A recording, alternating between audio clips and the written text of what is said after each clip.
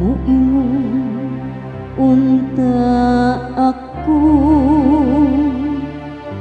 Tapuson ko sila ug papason ko ang ilang ngalan sa handumanan sa mga tao.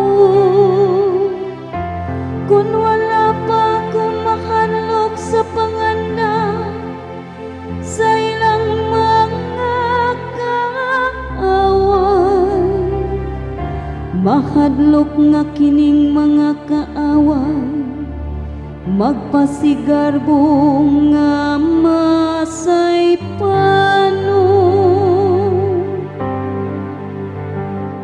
Ako mao ang magpahamtang sa kakamatayon ug ang muhatag sa kinabuhi.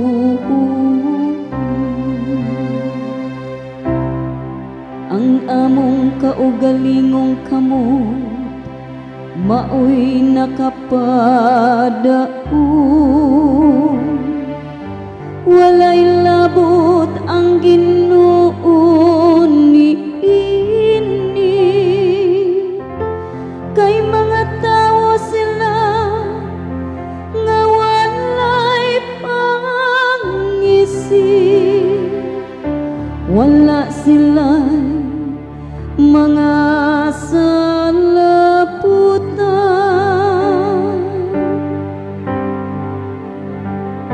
Ako mao ang magpahamtang sa kamatayon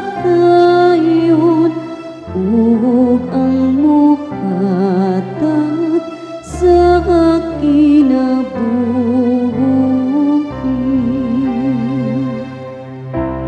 Unsaon gud pagbuntog ang usa ka tawo ug usa ka libo,